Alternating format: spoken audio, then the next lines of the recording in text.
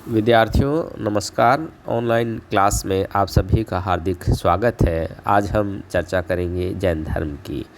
देखिए, जैन धर्म की स्थापना सिंधु घाटी सभ्यता के समय हुई और इस जैन धर्म के संस्थापक ऋषभदेव थे, जो कि जैन धर्म के प्रथम तीर्थंकर भी थे। जैन धर्म में 24 तीर्थंकर हुए हैं और इनमें 24वें तीर्थंकर महावीर स्वामी थे। महावीर स्वामी से पूर्व 23वें तीर्थंकर जो पासारोनाथ थे, उनके बारे में भी इतिहास से हमें जानकारी मिलती है। पासारोनाथ के द्वारा 4 सिद्धांत दिए गए: अहिंसा, सत्य, अस्तेय और अपरिग्रह। और इनमें 5वां महाव्रत जो है ब्रह्मचर्य, ये महावीर स्वामी के द्वारा जोड़ा गया था। महावीर स्वामी के द्वारा इस जैन धर्म का व्यापक प्रचार प्रसार किया गया। इसीलिए महावीर स्वामी जो है, उनको जैन धर्म का वास्तविक संस्थापक भी माना जाता है। जैन धर्म, यदि हम महावीर स्वामी के प्रारंभिक जीवन की बात करें तो महावीर स्वामी का जन्म 599 ईस्वी पूर्व वैशाली के समीप कुंडग्राम में एक क्षत्रिय परिवार में हुआ।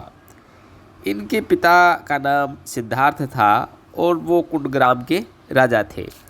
और इनकी माँ जो है वो उसका नाम त्रिशला था, जो कि एक लिच्छवी राजकुमारी थी और लिच्छवियों के प्रसिद्ध शासक से चेटक उसकी बहन थी। त्रिशला के जो छोटा पुत्र था, जिसका नाम वर्धमान था, वर्धमान जो कि आगे चलकर महावीर के नाम से प्रसिद्ध हुआ। जब महावीर स्वामी का जन्म हुआ तो इनके पिता के राज्य में खूब व्यापक धन संपदा का प्रसार हुआ। फसलें पर्याप्त मात्रा में हुई, भू राजस्व पर्याप्त मात्रा में प्राप्त हुआ। तो एक अपार धन संवर्धन के कारण ही इनका नाम प्रारंभ में वर्धमान रखा गया। महावीर स्वामी जो थे, इनका प्रारंभिक जीवन सुख सुविधाओं में व्यतीत हुआ और इनके पिता ने प्रयास किया कि इनको तमाम सुख सुविधाएं प्राप्त हो, दुख से इनका संपर्क नहीं हो। युवावस्था में इनका विवाह यशोदा नामक राजकुमारी से हुआ और उन्हें एक पुत्री की प्रियदर्शना की भी प्राप्ति हुई। बचपन में ही एक तो चिंतनशील थे महावीर स्वामी और गंभीर स्वभाव के थे। इनके पिता सिद्धार्थ की जब मृत्यु हुई तब ये 30 वर्ष के थे और पिता की मृत्यु के पश्चात इनका मन सांसारिक मोहमाया में नहीं लगा और इन्होंने सोचा कि मुझे एक वास्तविक ज्ञान प्राप्त करना चाहिए। तत्पश्चात 30 वर्ष की उम्र में इन्होंने अपना घर छोड़ दिया और ज्ञान की प्राप्ति के लिए घर से निकल गए। 12 वर्ष तक इन्होंने कठोर तप किया और जाम्बे ग्राम की ऋजुपालिका की नदी के तट पर 42 वर्ष की उम्र में इनको वास्तविक ज्ञान प्राप्त हुआ, जिसे कैवल्य भी कहा जाता है। कैवल्य से अभिप्राय है सर्वोच्च ज्ञान की प्राप्ति। जब 42 वर्ष की उम्र में इनको ज्ञान प्राप्त हो गया तो इन्होंने निश्चय किया कि जो मुझे एक वास्तविक ज्ञान की प्राप्ति हुई है, उससे अन्य लोग भी लाभान्वित होने चाहिए। और बहुत से लोग इनके शिष्य बन गए और ये वर्षा ऋतु के अतिरिक्त अन्य ऋतुओं में अपने ज्ञान का प्रचार प्रसार करते थे, धर्मोपदेश देते थे। प्रारंभ में ये स्वयं ही धर्मोपदेश देते थे, फिर इनके शिष्य भी इनके साथ धर्मोपदेश देने लग गए। 527 ईस्वी पूर्व में, यानी 72 वर्ष की आयु में, पटना के निकट पावा में इनका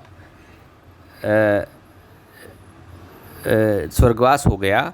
और इसके बाद बात आती है कि जैन धर्म की शिक्षाएं क्या है।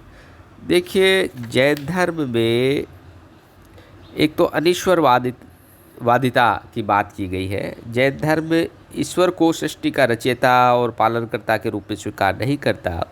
महावीर का विचार था कि प्रत्येक व्यक्ति में अनेक शक्तियाँ निहित होती हैं।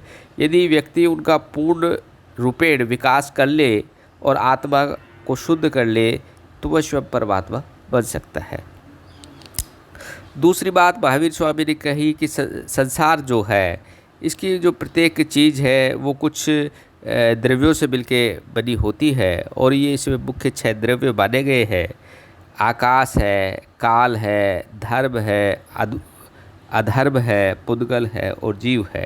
यानी प्रत्येक जो जीव है वो इन 6 द्रव्यों से मिलकर बना होता है और जब वो जीव मृत्यु को प्राप्त होता है तो वापस उन 6 द्रव्यों में विलीन हो जाता है। इस तरह की मान्यता जैन धर्म में प्रचलित है। तो इसकी अगली शिक्षा है आत्मवादिता और अनेकात्मवादिता।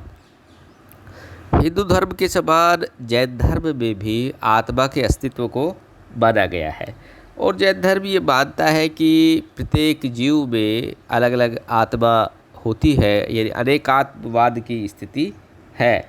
आत्मा की कोई आकृति तो नहीं होती किंतु फिर भी आत्मा एक अस्तित्व रखती है, सुख दुख का अनुभव करती है। जैन धर्म में माना गया है कि सिर्फ मनुष्यों में नहीं बल्कि जानवरों में भी आत्मा होती है, पेड़ पौधों में भी आत्मा होती है। तो अनेकात्मवाद जो है उसको जैन धर्म में बहुत महत्व दिया गया है। इसके बाद नेक्स्ट शिक्षा आती है निवृत्ति मार्ग।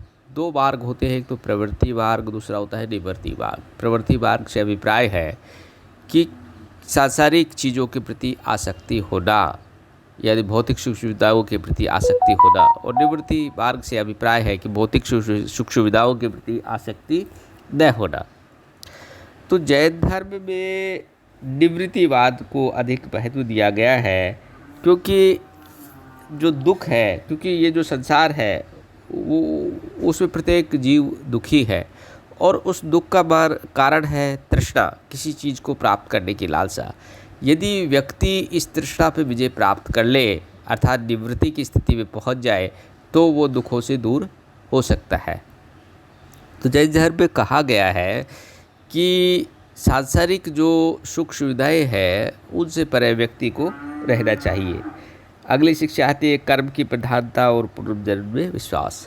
हिंदू धर्म की भांति जैन धर्म में भी ये माना गया है कि कर्मों के अनुरूप व्यक्ति का अगला जन्म होता है। यदि व्यक्ति अच्छे कर्म करेगा तो उसे अगला जन्म अच्छा मिलेगा और यदि वो बुरे कर्म करेगा तो उसे अगला जन्म जो है उसी कर्म के अनुरूप मिलेगा। तो कर्म जो है व्यक्ति को अच्छे से अच्छे करने चाहिए और पूर्व जन्म के जो संचित दुष्कर्म है उनको भी तप और त्याग से मुक्त होना चाहिए। इसके बाद नेक्स्ट शिक्षा आती है त्रिरत्न। जैन धर्म में त्रिरत्न की पालना पर विशेष बल दिया गया है और मोक्ष प्राप्ति के लिए आवश्यक माना गया है। ये त्रिरत्न है, सम्यक दर्शन है, सम्यक ज्ञान है और सम्यक चरित्र है। यानी किसी वस्तु के सही स्वरूप को जानना, ज्ञान, और सही स्वरूप के प्रति एक श्रद्धा भाव रखना, दर्शन, और चरित्र यानी उस सही स्वरूप या सही विचार को अपने आचरण में धारण करना। तो ये जो त्रिरत्न है ये मोक्ष प्राप्ति का एक मार्ग माना गया है और त्रिरत्न की पालना पर विशेष बल जैन धर्म में दिया गया है। धन्यवाद।